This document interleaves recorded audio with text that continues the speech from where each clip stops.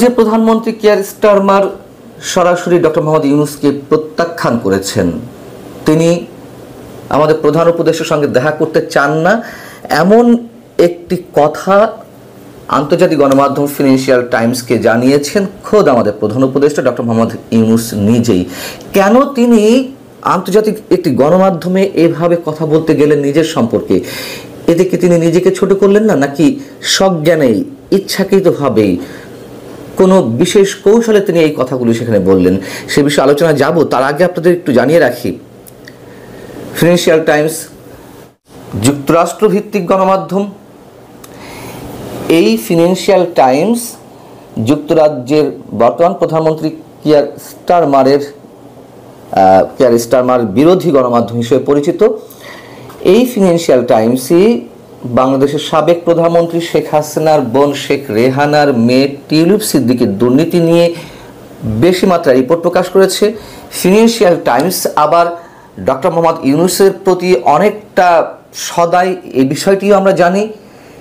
এবং খুব আলোচিত যে সংবাদ, সাবেক ছাত্র সমন্বয়কদের দল গঠনে ডক্টর মোহাম্মদ ইউনূস তিনি নিজে উৎসাহ দিয়েছেন, এ কথা তিনি এই ফিনান্সিয়াল টাইমসকে জানিয়েছিলেন। আমাদের একটু মেলানো দরকার। এবং খুব স্বাভাবিকভাবে প্রশ্ন ওঠে, তাহলে কেন ডক্টর মোহাম্মদ ইউনূস এমন একটি আত্মসম্মান হানিকর খবর নিজে ফিনান্সিয়াল টাইমসকে জানালেন, অথবা ফিনান্সিয়াল টাইমস এই বিষয়ে ডক্টর মোহাম্মদ ইউনূসের সাক্ষাৎ নিল? অনেক কিছু বোঝা আছে আমাদের। এই রিপোর্টটির শিরোনাম হচ্ছে Keir Starmer declines to meet Bangladesh leader tracking down missing billions dollar. এখানে বলা হচ্ছে যে ইউনূস নিজের মুখে জানিয়েছেন যে স্টারমার তার সঙ্গে এখনো দেখা করতে রাজি হননি, এবং বাংলাদেশ থেকে শেখ হাসিনা সরকারের সময় যে কোটি কোটি ডলার বা অঢেল অর্থ পাচার হয়েছে যেসব দেশে, তার মধ্যে যুক্তরাজ্য অন্যতম একটি দেশ, এবং সে বিষয়ে তিনি কথা বলতে চেয়েছিলেন কিয়ার স্টারমারের সাথে পাচারকৃত অর্থ ফিরিয়ে আনার জন্য। যেহেতু কিয়ার স্টারমার তাকে সময় দিতে চাননি, তার সঙ্গে দেখা করতে চাননি, তারপরেও তিনি আশাবাদী যে এই বিষয়ে যুক্তরাজ্য তাকে সহায়তা করবে। ফিনান্সিয়াল টাইমস বলছে, অন্তর্বর্তীকালীন নেতা মোহাম্মদ ইউনূস বলছেন যুক্তরাজ্যের উচিত বাংলাদেশের নতুন সরকারকে পূর্ববর্তী শাসন আমলে চুরি করা তহবিল খুঁজে পেতে সাহায্য করা। এমনকি ফিনান্সিয়াল টাইমস যুক্তরাজ্য সরকারেরই যেসব সরকারি কর্মকর্তার সাক্ষাৎকার নিয়েছে তাদের বরাত দিয়ে বলছে যে তারা নিশ্চিত করেছেন বর্তমানে স্টারমারের ইউনূসের সঙ্গে দেখা করার কোনো পরিকল্পনা নেই, এবং এ বিষয়ে আর কোনো ধরনের মন্তব্য করতে তারা অস্বীকৃতি জানিয়েছে। এই প্রতিবেদনে বলা হচ্ছে, শেখ হাসিনা এবং তার আওয়ামী লীগের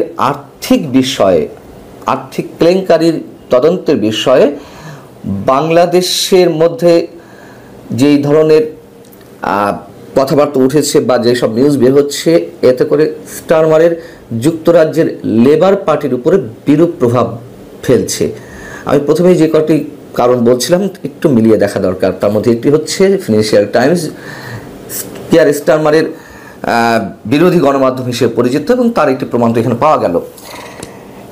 এখানে বলা হচ্ছে যে জানুয়ারিতে দুর্নীতির অভিযোগে জর্জরিত হওয়ার পর তৎকালীন দুর্নীতি বিষয়ক মন্ত্রী অর্থাৎ টিউলিপ সিদ্দিকী, যিনি স্টারমারের খুবই ঘনিষ্ঠ হিসেবে পরিচিত, তাকে পদত্যাগ করতে বাধ্য হতে হয়। এবং সবশেষে টিউলিপ সিদ্দিকী যে ডক্টর মোহাম্মদ ইউনূসের সঙ্গে দেখা করতে চেয়েছিলেন, তিনি মন্তব্য করেছিলেন যে একসাথে সরাসরি বসলে টিউলিপ সিদ্দিকীর সাথে বাংলাদেশ সরকার, বর্তমান অন্তর্বর্তী সরকারের যে ভুল বুঝাবুঝির অবসান হয়েছে সেটির অবসান ঘটতে পারে। কিন্তু ডক্টর মোহাম্মদ ইউনূস বলছেন না, তিনি টিউলিপ সিদ্দিকীর সঙ্গে দেখা করবেন না। এটি ফিনান্সিয়াল টাইমসকে আবার সরাসরি তিনি জানিয়ে দিয়েছেন। এটি একটি আইনি সমস্যা, এটি একটি আইনি প্রক্রিয়া, এবং এটি আমার সাথে ব্যক্তিগতভাবে কোনোভাবে কিছু জড়িত নয়, ডক্টর ইউনূসের মন্তব্য। এখন ডক্টর ইউনূস সরকারের বক্তব্য অনুযায়ী পাচারকৃত অর্থ কোথায় কোথায় গেছে বেশি? যুক্তরাজ্য, কানাডা, সিঙ্গাপুর সহ মধ্যপ্রাচ্য ভিত্তিক বেশ কয়েকটি দেশে এই পাচারকৃত অর্থ রয়েছে, এবং যেটি এই প্রতিবেদন জানাচ্ছে যুক্তরাজ্য সফর দিয়েই শুরু এই পাচারকৃত পাচারকৃত অর্থ উদ্ধার করতে ডক্টর মোহাম্মদ ইউনূস যুক্তরাজ্য দিয়ে শুরু করেছেন এবং তিনি আরও অনেক দেশ সফর করবেন। মজার বিষয় হচ্ছে যে এই যুক্তরাজ্য সফরের আগে ইউনূস প্রশাসন থেকে জানানো হয়েছিল যে এটি একটি সরকারি সফর এবং তিনি চার্লস হারমোনি অ্যাওয়ার্ড গ্রহণ করতে যুক্তরাজ্য যাচ্ছেন, এটি মূল উদ্দেশ্য, এটিকে সামনে রেখে তার যুক্তরাজ্য সফর। এখন শোনা যাচ্ছে যে এই পাচারকৃত অর্থ উদ্ধারের জন্য নাকি তিনি যুক্তরাজ্য দিয়ে সংশ্লিষ্ট দেশগুলোতে সফর শুরু করেছেন। বেশ মজার বটে। আচ্ছা, তারপরে কথা হচ্ছে যে আচ্ছা সফর তিনি করতেই পারেন, সরকারি সফর, তাহলে কেন কিয়ার স্টারমার তাকে অ্যাভয়েড করলেন, তার সাথে দেখা করছেন না, সময় দিচ্ছেন না, যদি সরকারি সফর হয়েই থাকে? আবার এই অর্থ উদ্ধারের জন্য কেন ডক্টর মোহাম্মদ ইউনূসকেই সশরীরে দেশ থেকে দেশান্তরে যেতে হবে, ঘুরতে হবে? ডক্টর ইউনূস সরকারের কি প্রশাসনে আর কোনো কর্তা ব্যক্তি নেই? এবং এইগুলো কি ব্যক্তিগত সম্পর্কের জায়গা থেকে উদ্ধারের বিষয়, টার্মস অ্যান্ড কন্ডিশনের বিষয়, রুলস অ্যান্ড রেগুলেশনের বিষয়, নানান ধরনের নিয়ম, নানান ধরনের চুক্তি আলোকে এগুলো উদ্ধার করা হবে? দিন যত যাচ্ছে আমরা তত অদ্ভুত অদ্ভুত কথা শুনতে পারছি। কিয়ার স্টারমার তার সঙ্গে দেখা করলেন না, সেই কথা ডক্টর মোহাম্মদ ইউনূস ফিনান্সিয়াল টাইমসকে জানালেন, সেগুলো ফলাও করে প্রচার হলো। এর আগে কিয়ার স্টারমার লন্ডনে আছেন কিনা নাকি তিনি কানাডায়, সেটির বিষয়ে আবার তার প্রেস সচিব যে বিভ্রান্তিকর তথ্য দিলেন, মিথ্যাচার করলেন, সেটির আবার ব্যাখ্যা দিলেন প্রেস সচিব নিজে সাংবাদিক সম্মেলনে, যে না এটা ভুল বুঝাবুঝি হয়েছে। এরকম ভুল বুঝাবুঝি, এরকম অসত্য কথা আমরা এই ধরনের নানান জায়গা থেকে বর্তমান সরকারের আমরা শুনে শুনে গত 10 মাস অভ্যস্ত হয়ে গেছি। এবং যেটি বলছিলাম যে কেন ডক্টর মোহাম্মদ ইউনূস এভাবে বললেন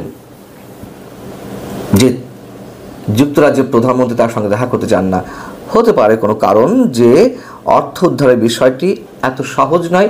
অর্থ পাচার হয়েছে এটি আমরা সবাই স্বীকার করি, কি পরিমাণ অর্থ, যে পরিমাণ অর্থের কথা বলা হচ্ছে সেই পরিমাণ অর্থ কিনা, অথবা তার নিজের অযোগ্যতাকে ঢাকার জন্য যে তিনি উদ্ধার করতে পারবেন না সেই ধরনের ক্যাপাসিটি তার নেই, ক্যাপাবিলিটি তার নেই, সেই নিজের ব্যর্থতা ঢাকতেই আগে ভাগেই কিয়ার স্টারমারের উপরে দোষ চাপানোর চেষ্টা কিনা, যে তিনি তাকে সাহায্য করছেন না, দেখা করছেন না। থাকতে পারে নানান ধরনের হিসেব নিকেশ, আন্তর্জাতিক আরও অনেক ধরনের সমীকরণ নিশ্চয়ই এর মধ্যে রয়েছে। ভালো থাকুন সবাই, আল্লাহ হাফিজ।